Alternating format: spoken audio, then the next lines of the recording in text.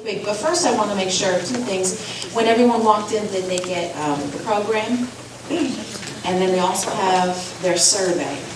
So please, please, please do not hesitate to fill out that survey. We want to know if you think we're doing a good job, a bad job, how we can improve. We want to hear that from you, so thank you. On the back of your program, you will also see the exact same questions that the panel will be discussing. As Daniel alluded to, after our panel discussion, I would absolutely love it if folks who are excited and interested about what we've been talking about would like to stay, because our fabulous volunteers, both from the high school and then also from the Historical Society, are here to capture your answers and upload them. I will be uploading them to a database that we will all be able to access. It will be free and open to everybody. Those audio clips and will be able to be utilized in a variety of ways. So I'm really excited about that project. I am going to just zip right on in, though, to the topic of tonight. So we're talking about the Great Migration, and I want to give you a brief overview about it nationally, and then I'll introduce our panelists, and we'll be talking about it locally. So the Great Migration, most scholars refer to this period of time as being between 1910 and 1970. A 60-year period in which almost 6 million blacks moved out of the southern states and into the rest of the country. And so, of course, this has huge economic, cultural, social impact on the country. And if we go into some more details about it, one of the reasons why this begins would be definitely because of World War I. We have European immigrants who are no longer coming into northern factories to fulfill those jobs. So labor recruiters begin moving in 1914. And let me pause. Can folks hear me in the back? Am I clear? Yes. Okay. Please stop me if I start to talk too fast. I'm bad about that. So, 1914, we have World War I beginning. Laborers from recruiters from the north are coming into the south. And of course, African-American agricultural workers who move to the north, their wages jump up at least 3 times over. So it's a huge economic opportunity for folks. And from 1910 to 1920, we see northern cities explode. New York City increases by 66%, Chicago 148%, Philadelphia 500%, Detroit 611% population increase in a 10-year period. It's incredible. By 1940, we have had at least 1.5 million blacks who have now migrated to northern areas. And of course, too, and this might be a good topic for another event, we have the Harlem Renaissance well underway and in full swing, and that's absolutely, if you're not familiar with that time period, ooh, it's incredible. Definitely look at it. Come to the library, and we will tell you all about it. So, definitely economic reasons are big motivation for this migration, but obviously it's much more than that as well. We have Southern African Americans who want to obviously escape oppressive conditions. We have unfair legal system that they're battling, inequality in education, denial of suffrage, right to vote, of course, lynching. The Smithsonian says that between 1880 and 1950, an African American was lynched more than once a week. And then, of course, with this migration, we discovered that not everything is roses in the north either. The KKK has a resurgence in activity in 1915. 1919, we see a wave of race riots, specifically, or not specifically, but the worst of all, certainly, was the Chicago race riot in 1919, and it leaves 38 people dead after 13 days, 537 injured, 1,000 black families without homes. And a major reason why that comes about is because of housing. So the Supreme Court declares racially based housing ordinances unconstitutional in 1917. And so therefore, in reaction to that, we have restrictive neighborhood covenants that are enacted. And these outlaw African Americans from buying, leasing, living in properties in white neighborhoods, with the exception, often explicitly spelled out, of servants. And because I have insider knowledge, I hope one of the panelists might go into housing in Chicago when I reach her. Okay. So these ordinances, they're going to stay legal for another 30 years. The court won't strike them down until 1948. And so therefore, by the 20s, in Chicago especially, we have 85% of Chicago's land mass now off limit to blacks because of those covenants. And then we also have redlining. It gets a little more depressing. We have the federal housing policy, which refuses to approve or guarantee mortgages in areas where blacks live. So in other words, blacks in their own neighborhoods are now denied access to mortgages in their own neighborhoods. So of course, these become a pillar of a residential caste system. And in the North, and of course this helps to calcify segregation and wealth inequality over generations, because of course it means that now blacks are unable to develop equitable wealth through their property, which is an essential backbone for most American social and economic mobility. And as an aside, right here, it ain't only like a very well done, but highly condensed 20-minute overview of racial segregation, residential segregation, and the explanation of the racial wealth gap. I would definitely recommend you take a look at the series called Explained under Netflix. It's episode number 3, I think. Very, very good, very well done. Anyways, despite all of these challenges, obviously, African Americans continue to move to the North. All sorts of people can say that their direct families went through this migration. We have all sorts of people like Zora Neale Thurston, Jackie Robinson, James Earl Jones, Denzel Washington. Each of these people, either their parents or their grandparents, moved from the South to the North.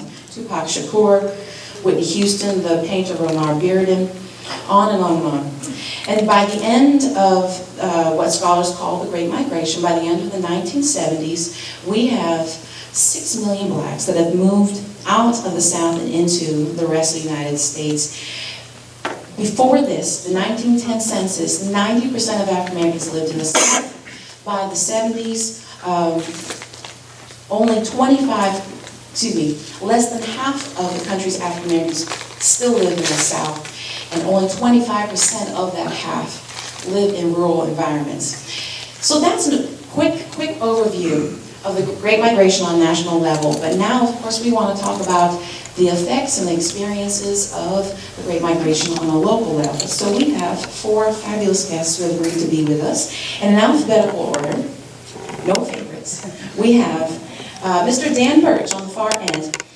He says that although he never went to an African-American school, he wants to know as much as possible about local black schools, wanted to learn about that after he retired from the Army. So he has been researching and archiving negatives and photographs of Bruce in Dyersburg and Lincoln in Tiptonville. For the last 30 years, he has attended all Bruce class reunions and has archived the obituaries of the deceased every 2 years. And he's done incredible work. If you haven't seen some of his photography, oh my goodness, it's stunning, absolutely stunning, beautiful stuff. Next, I will move to Miss Emma Fields. She is a graduate of Dyersburg High School and Tennessee State University. She taught school for 2 years, and then she had several positions with the Social Security Administration. She says that she's retired, but nobody believes her because she volunteers within the schools, she teaches Sunday school, she's a wonderful grandmother to 4 active boys, 3 of which she's raising, and she sits on the library board, which is how I convinced her to come tonight. So thank you, Ms. Fields. Next, we have Carolyn Goings. The Reverend Dr. Carolyn Smith Goings was born in Dyer County in the Millsfield, Dyersburg area on her grandma Maddie's sofa.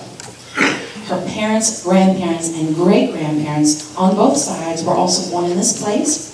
After her father served in World War II and returned to the Jim Crow laws in effect in this area, he decided to take his wife, Ruby, daughter Carolyn, and of course her brother Irvin to Chicago, Illinois, where Carolyn lived for 24 years before moving on to many other portions of the United States prior to return to this area 11 years ago. And in fact, I want to pause right here and say that that is also why we are featuring Mr. Murray G. Smith on the cover of our program, because his story absolutely lines up with the Great Migration. Comes back from the war, unhappy with conditions, decides to move north with his family. Going back to Ms. Goings, so Carolyn is an ordained minister, a board-certified chaplain, a Dyersburg State Community College adjunct and a writer, and my fabulous mother. And she invites you to take a look at her blog, which is at thewellofdyersburg.org. And last but not least, we have Larry Williams. He was born in Dyersburg, served in Vietnam. He was awarded the Purple Heart. He worked at General Motors for 36 years, 9 months, however many days, minutes.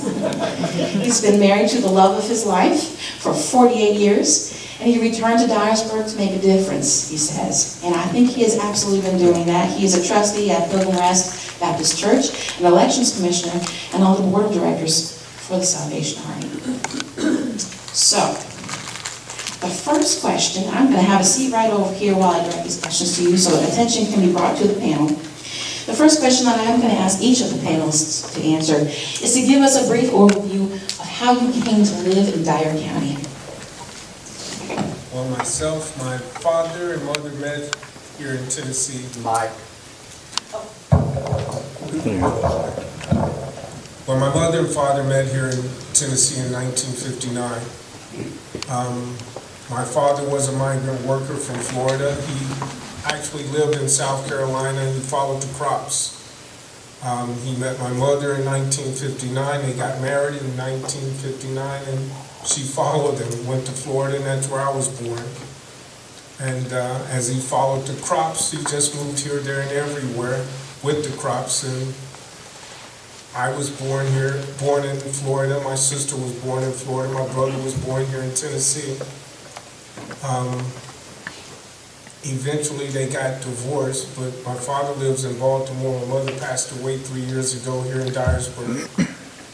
I have, it's six brothers and sisters. It's 3 brothers and 3 sisters. And they're living all over America right now.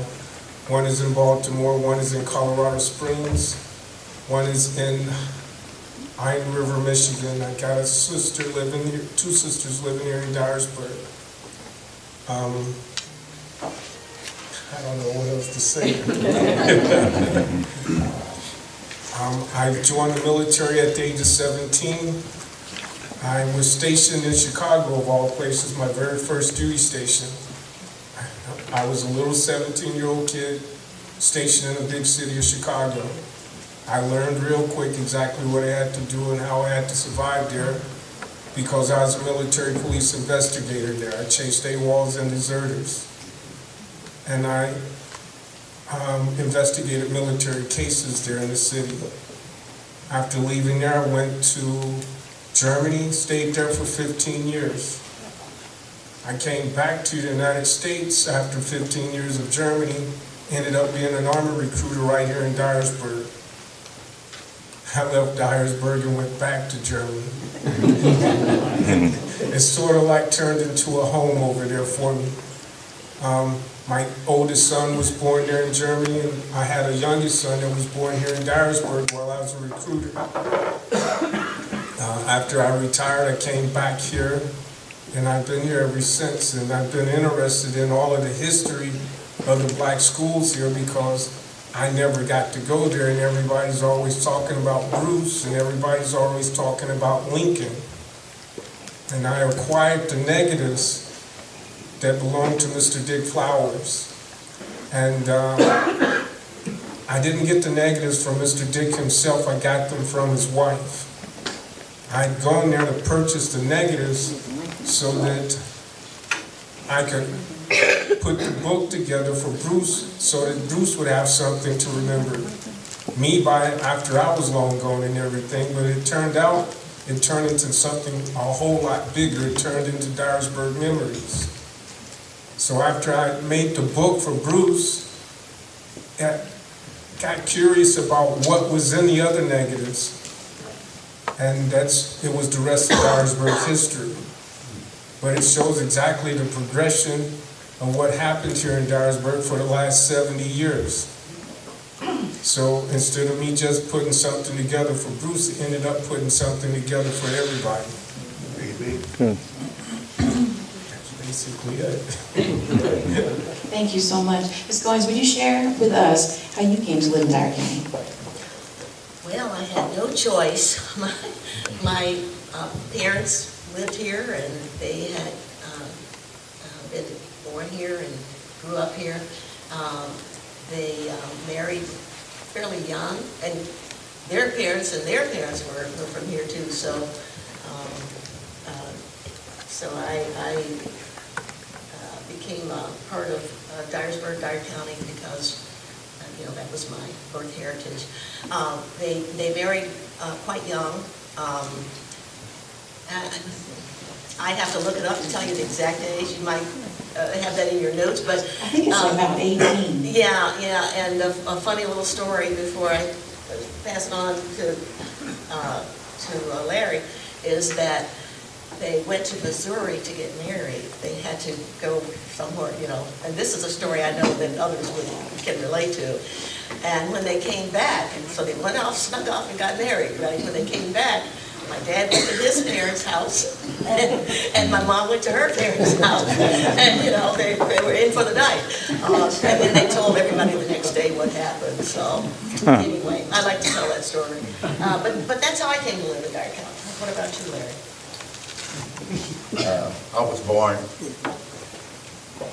I was born and raised here in Dyersburg. Graduated from Bruce High School. And after graduation, my dad came to Dyersburg, picked me up, and carried me to Davenport, Iowa. My dad was a big civic worker, so he got me a job at the post office. Very good job. I was sorting mail. About 3 months later, my mom called me, told me I had to return home. She was real sick. So back to Dyersburg again.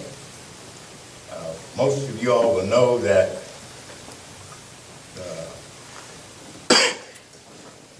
Green Village Mall, is it? Was just being built, and they put a Graber's store in there. I worked at Graber's until my mother returned home, and that was over a period of about 3 months. I kept the family going, and when she returned, well, during the time she was sick, I had an aunt that lived in Flint, Michigan. And she came down to see my mother. And she told me, she says, "Larry, what are you going to do when Ola gets back?" I said, "I really don't know." I said, "I think I'm going to go back to Davenport and try to get my job back because I had a good job." She says, "Well," she said, "if you don't do that, you can come to Flint and I can get you a job at General Motors." So I went to Flint. I worked for General Motors 36 years and 9 months. I was hired in as a third shift bathroom cleaner. I cleaned 21 bathrooms. That's what I did. When I retired, I was a general foreman. I had a very good life. I didn't like the metropolitan living, so I told my wife when we got married that, hey, I'm moving home when I retire. So I retired, and we are now back in Dyersburg, Tennessee. And I wanted to come back and help the community, work in the community. That's what I've been doing. When did you come back?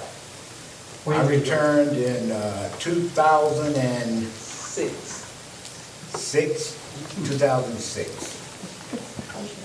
You gotta tell us where your wife's from, I know. My wife is from Brooklyn, New York.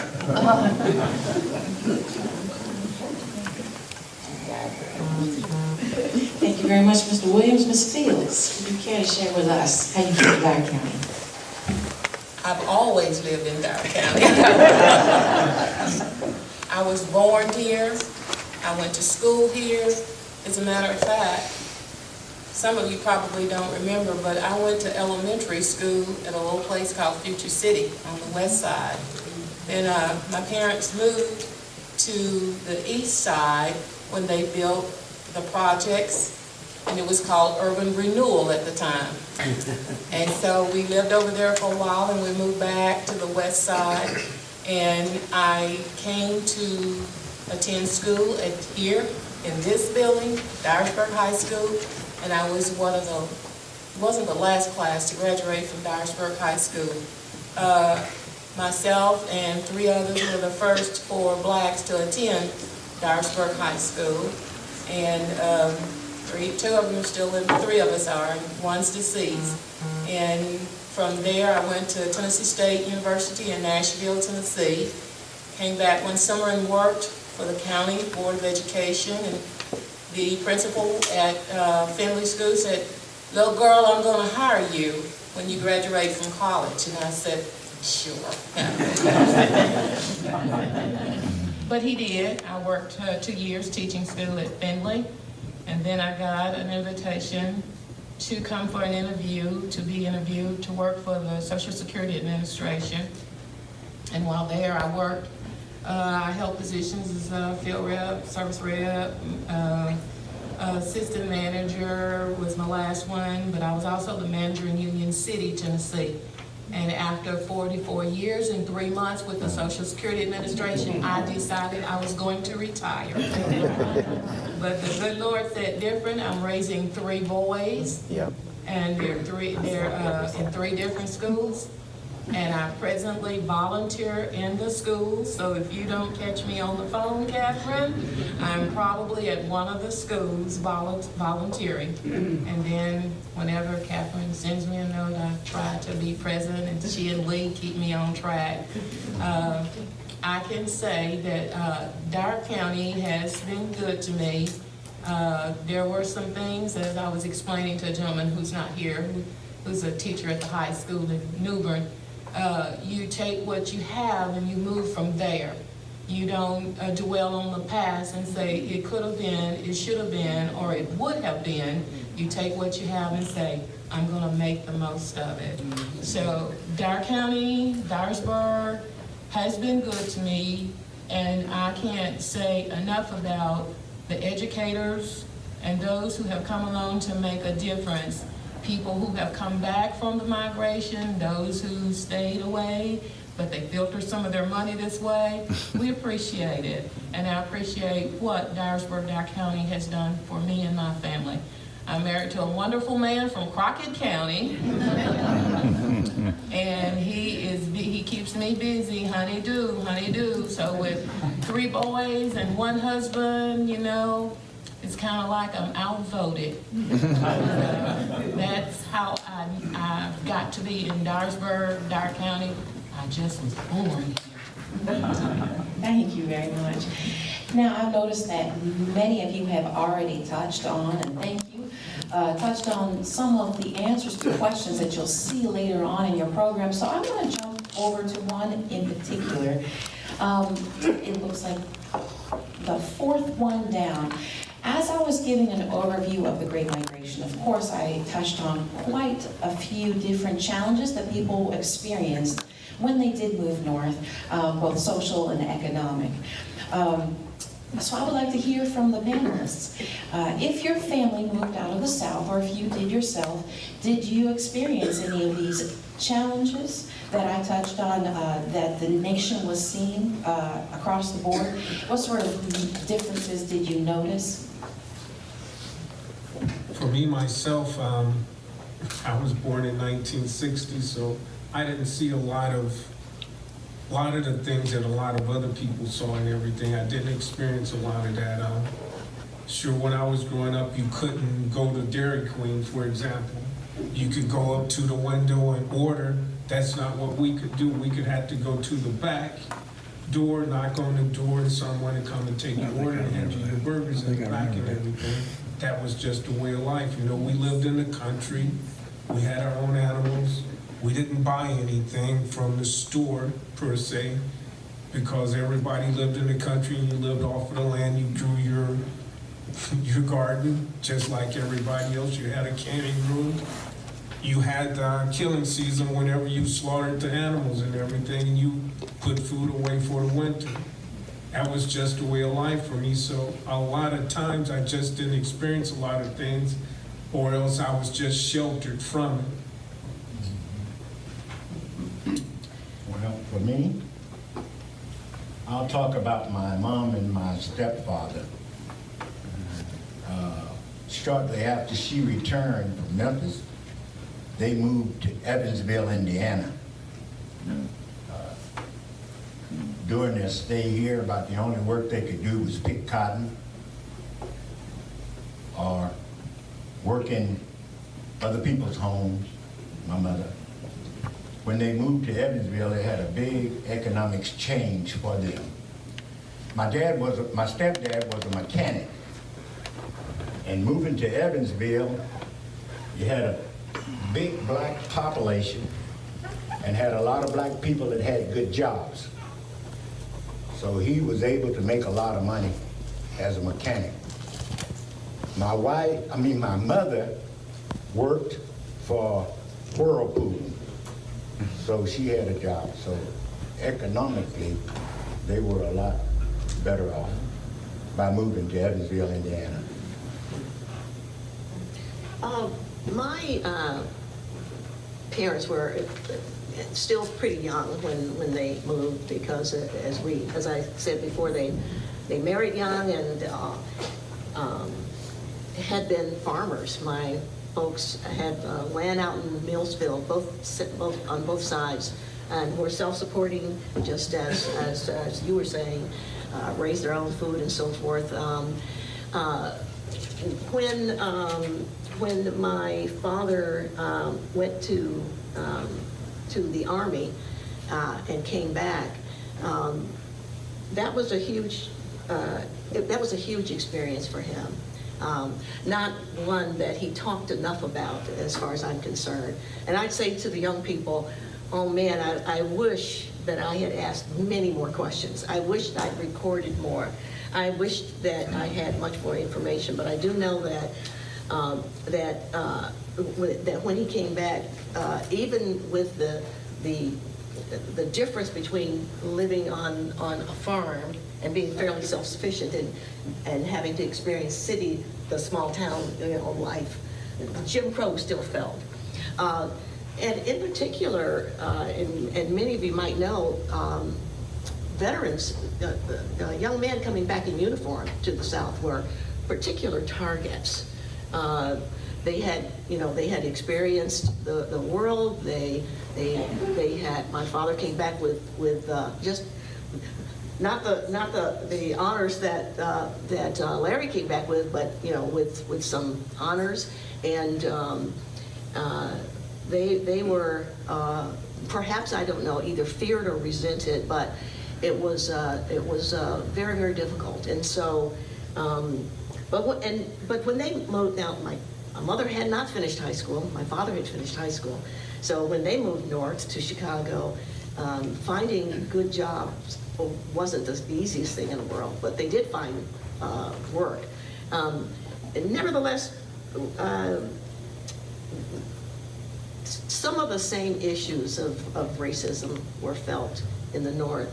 It was just in a different format,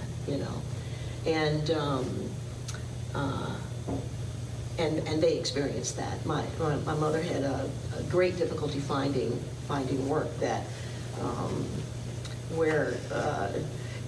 As a matter of fact, she told me, and this is the blunt, honest truth that some people may be uncomfortable with, but she went to one interview and to work for a family in their home, and the man in the home said, part of your duties will be once a week to sleep with me, and she, being in the North, had the option to say no and not take that job. That kind of aggressiveness in the South wasn't always an option, as we look back in our history. But at any rate, my father got a job on the railroad, and that was very good news. That was a major opportunity.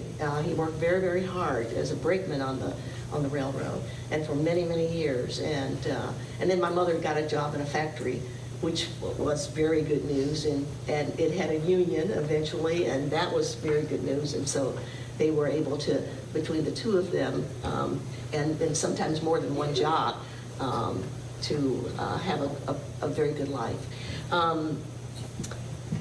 That the experience of the difficulties because of race that they escaped in the South, again, they experienced in the North, but it was just different.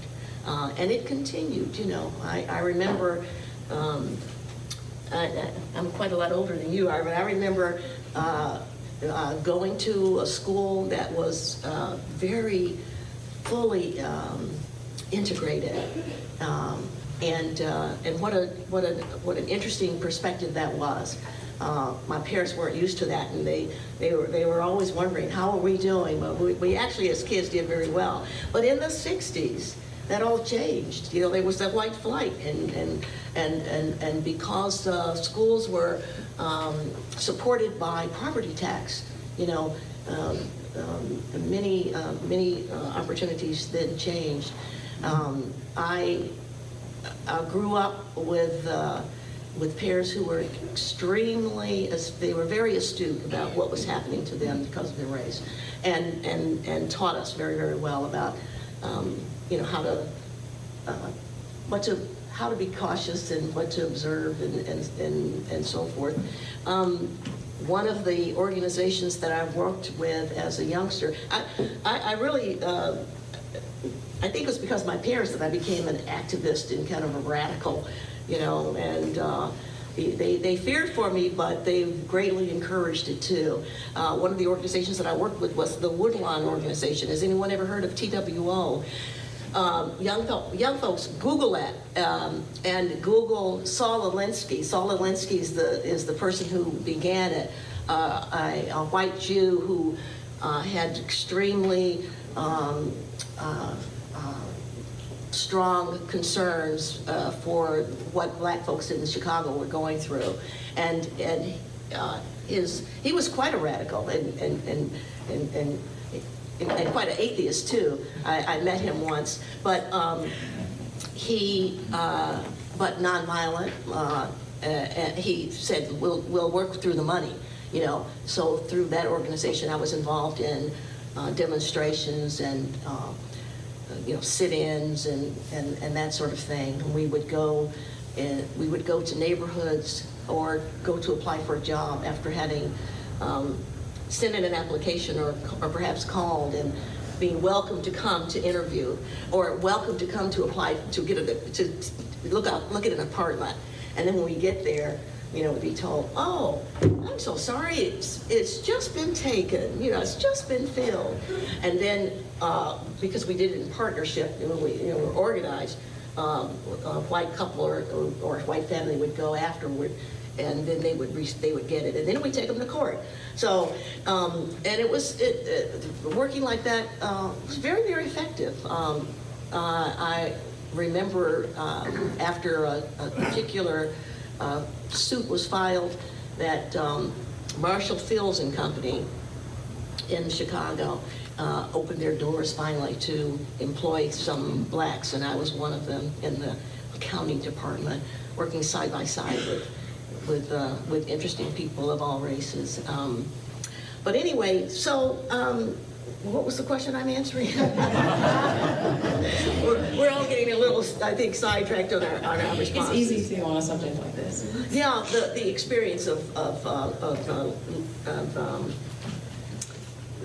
the economic and social differences. Yeah.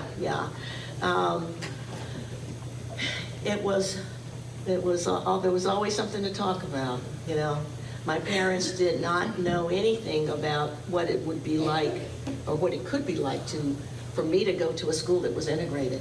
And you know, as a very young child, I'd come home in the new year. Is your teacher white or black? Let's see. I don't know. How can you not know? You know, well, because I'm paying attention to that. You know, maybe depending on the way someone looked, and so. But I remember that they were, because of their experience in the South and the things that they experienced in the North, very race conscious, and of course that continues today. One of the many places that I lived was in New England, and you know, I'm talking about the early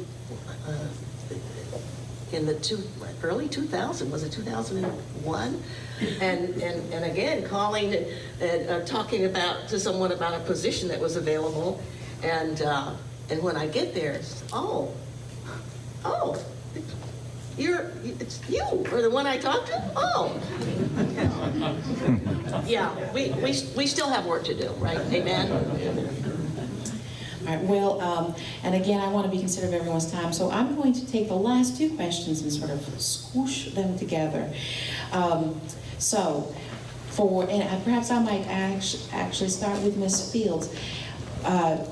First of all, to the panel, do you have family currently, or extended family currently living in the northern areas, in the western, midwestern areas, and are they considering moving to the south? That question definitely is the other side of this coin. So we have this migration, and then in the 70s, things start to slow down, and then in the 80s, things start to turn back around, and so now we have African Americans moving into, not necessarily rural South, moving into the urban New South because of economic opportunities and coming back to your roots, perhaps family. So, do you have family living in northern areas considering moving back? Why? Why not? And speaking of those northern family members, a very common story is about all the frequent visitations growing up between Dyer County and the northern family members, spending weekends, spending summers. Do you have memories that along those lines? Well, of course, I still have family members living in the north, but I don't think that the younger blacks are moving back as fast as the older generation, because they want to come back to retire, because this is a slower pace of life in the South. It's slower, and things need to change some more, but they have changed a lot. And so I think the older generation is moving back for retirement purposes and to say, you know, this really is home. But still, the younger people are there. And the way the situation is with drugs in the bigger cities, smaller towns, I know we have it, but we don't have as much to deal with. And I think we feel, as an older generation, we feel safer to a point, not completely. And I do believe that people tend to forget that not all of the blacks in the South back in the day lived on farms. Some of us lived in the city, if you want to call it that.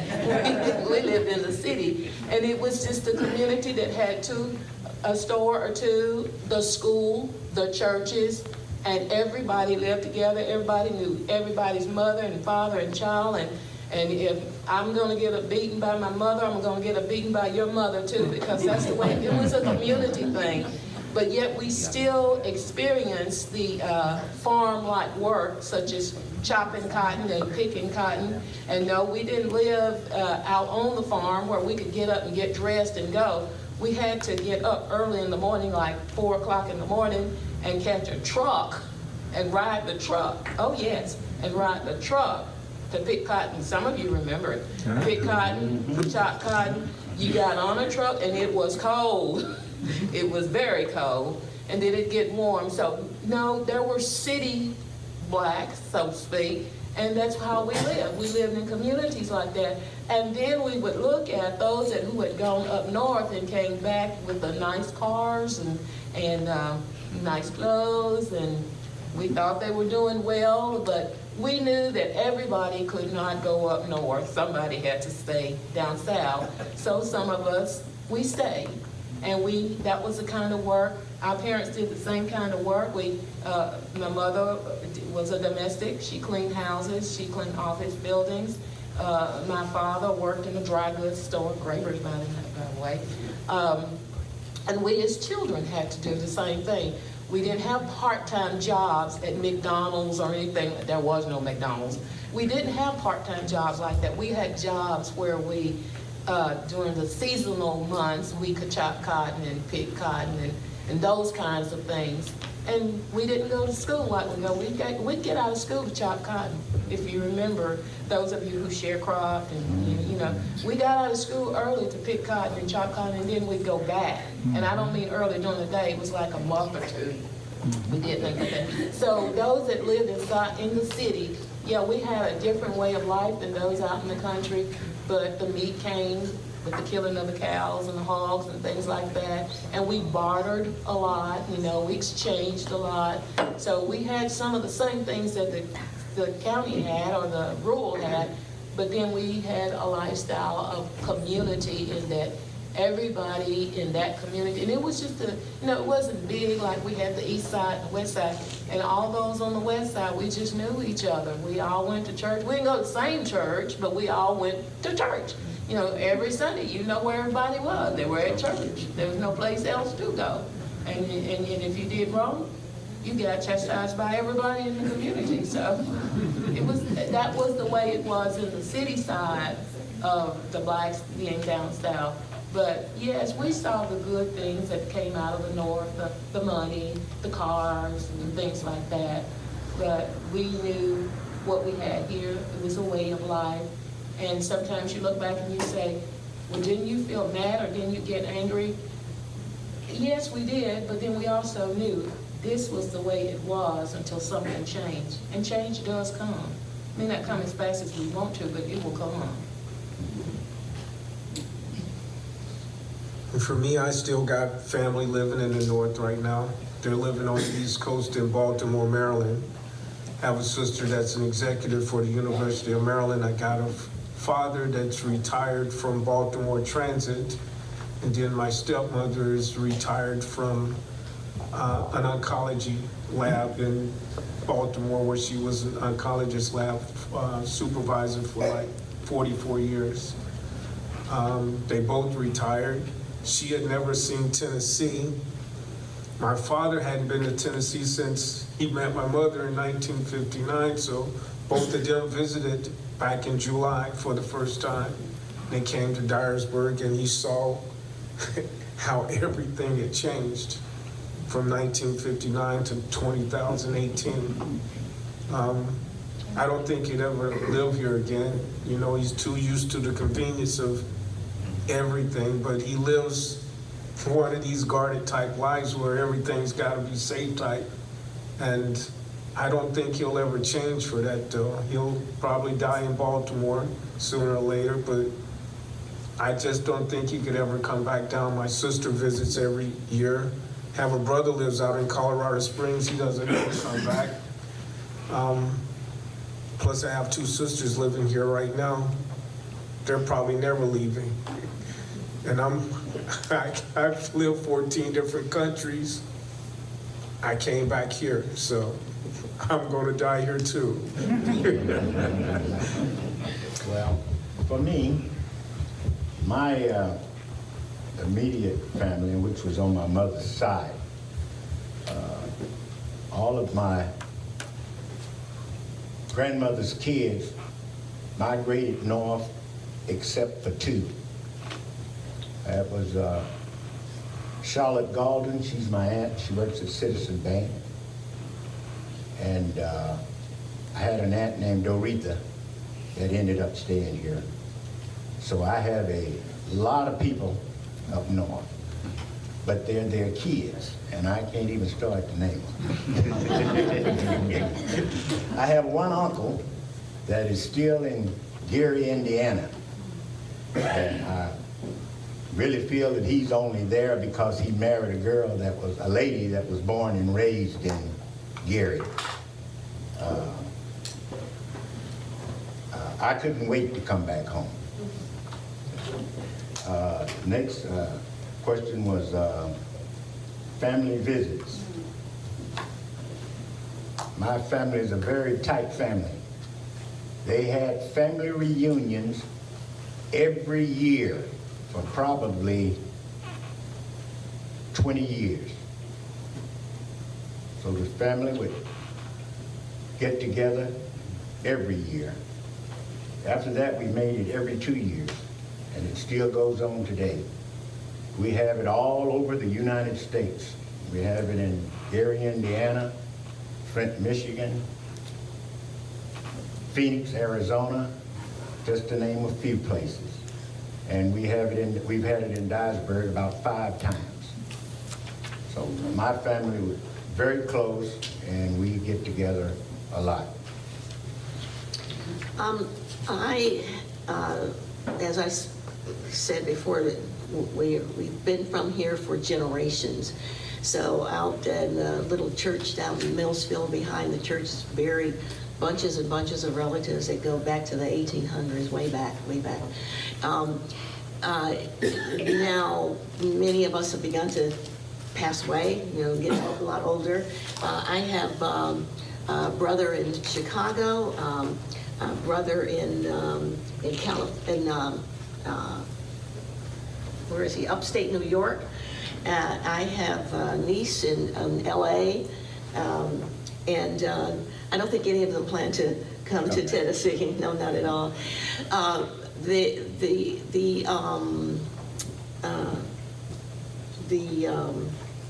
The bulk of the family, I think, who would intend to be back are already back.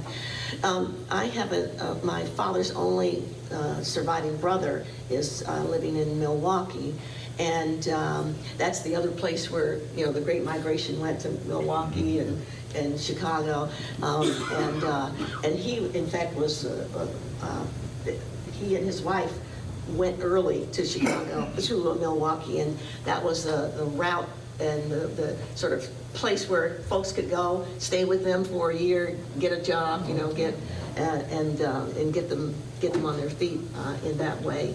I have children in Massachusetts and New Hampshire, some of the places I've lived, and surprise, surprise, when my daughter decided to move to Dyersburg. It's wonderful, unusual, I think, as we all know, but it's been great because she didn't, she wasn't born here. Speaking of the visiting, though, one of the things that I remember, and I want to say this quickly because I know we're running out of time, is that having, I don't suppose it's still possible, but having a job with the railroad, we get free passes. Much of the family would get free passes, and my father and mother would often say, "We're going to go home this weekend." Now, of course, I'm a little kid in Chicago, right? And I'm thinking, home? Wait a minute, aren't we home? But we'd hop on the train. There used to be a train station right here in Dyersburg, wasn't there? And hop on the train and come down. They were back and forth constantly. I spent summers here, visiting quite a lot. So I felt like, even though I did not grow up in Dyersburg, in this area, I felt like I knew quite a lot about it. So it was, when my parents finally, after about 65 years, because when they left, of course, they said, we'll never come back to the conditions that they had to live under. But after a long, long time, because of some of the things that have been shared already, they wanted to come back, and they loved the land, they loved the country. It was just a wonderful, and I'm just so glad that they had a chance to spend the last 15 or so years of their lives back here enjoying it. And then I followed them back to help take care of them. I'm one of the only daughter in the family, so you know how that goes. Thank you very much. So I think at this time now, I'm going to go ahead and open it up to all of you now.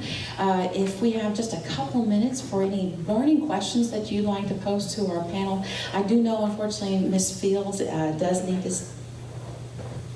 step out? Doesn't? No. All 4 will be available to answer any questions that you might have. Is there anything that you'd like to pose to the panel? I'm just curious about the difference as you would see it, and particularly as your folks would have seen religious experiences here versus the new place. My experience with moving to Flint, I was baptized in Flint.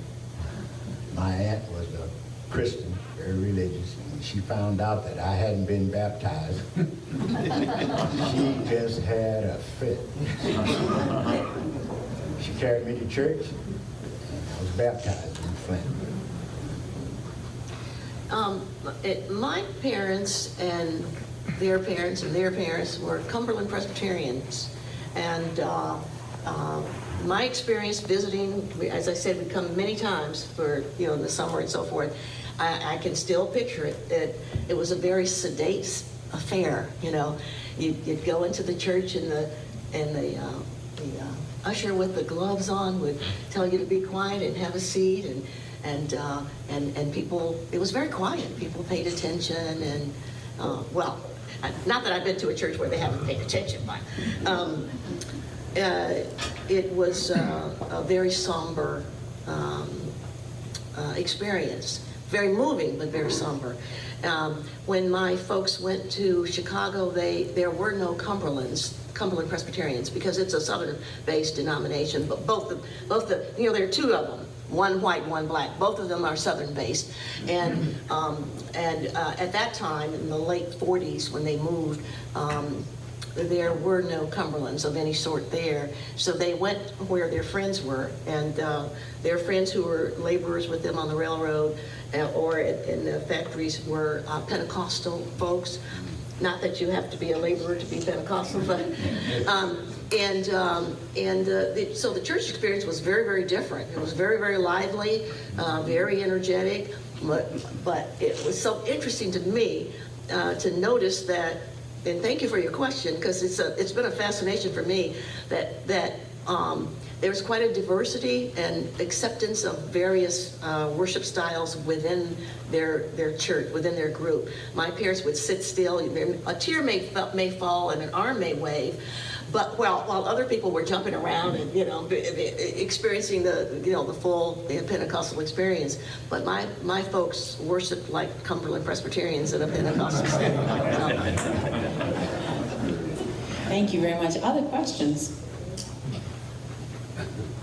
Yes.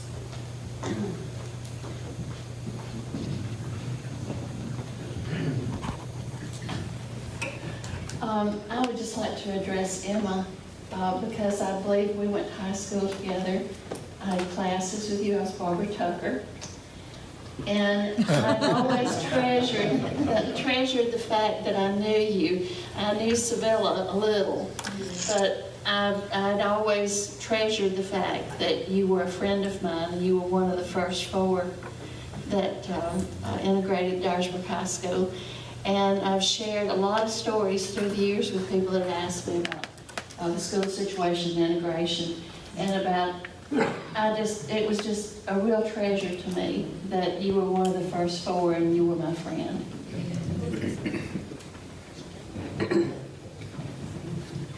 Anyone else? Other questions?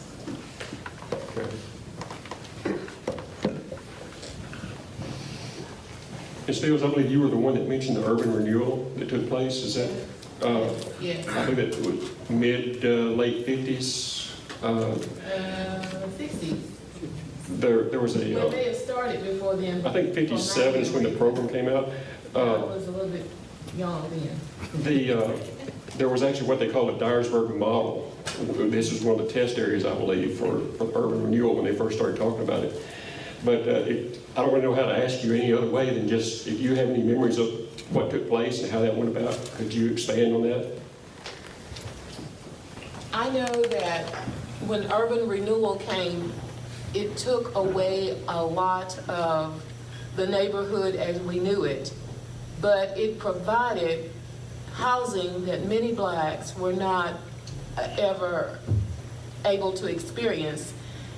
For instance, where lots of us lived, there was no indoor plumbing. We had outside bathrooms. We had to bring the water in and put it in a tub and take a bath. But when urban renewal came through and they built the projects, wow, that was something, not one bathroom, because my family was big. We had the biggest project across town. It was 7 children. And we had a bathroom, The only bathroom I had really seen was when I went with my mom to help her clean houses. So urban renewal exposed us to some of the everyday living things that we had not been exposed to before, We did not have running water in the house as such that You could go and turn on the faucet and get a glass of water. You had to go outside, down the road to get a hydrant with a water bucket, y'all know what I'm talking about, and bring it back to the house, and you drank out of a dipper, you know. You had a dipper. So there were a lot of things that because of urban renewal, we got to experience that helped not only our standard of living, but let us see how other people live. So I think, although I didn't like to see our neighborhoods destroyed, I called it destroyed, but where we lived, those houses weren't fit to be lived in, but that's where we lived, you know. You could see the ground when you looked down at the floor, there was no carpet. That's just how we live. So when urban renewal came through, wow, this is a big difference. This is a change, you know. 7 children and 5 bedrooms, whereas before there were 7 children and 2 bedrooms. Give me a break. It was nice. Running water, heat, air, yes. Yeah. So urban renewal was great. It really was.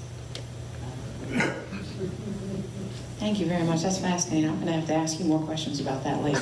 Goodness. Other questions from the audience? No? All right. Well, then in that case, so for those of you who can and are interested, as I've been saying, we have some fantastic volunteers in the back. We have Trey, John, Lexi, Susanna, Reed. I think I got them all. Yes, there they are. So you may have noticed, of course, oh no, I'm sorry, ignore that. I'm talking about some other document. But they have a form where they can take your information. So if you cannot stay tonight, but you would like to discuss these same questions that the panel has, please, please, please stop by and speak to one of the volunteers, give them your contact information. If you know of someone that you want to volunteer to answer these questions, stop by a volunteer and give them their contact information. Because of course I want to remind you, obviously, that we are here, the public library and the Historical Society are here for you. Literally, the public library is your library. It literally is. You have purchased it. You've paid for it with your tax dollars. That is where our funding comes from. Not from state and federal, but rather from tax dollars here in local Dyersburg and Dyer County. So we want to hear from you, which is why we have volunteers here to capture your stories. And I also, of course, want folks to just fill out those surveys, leave them right there. You don't need to hand them in, we'll come and collect them. If you don't need a pen, if you don't have a pen, excuse me, one of the volunteers can provide that for you. I want to thank you again so very much for coming. It's been a wonderful evening. Appreciate you very much.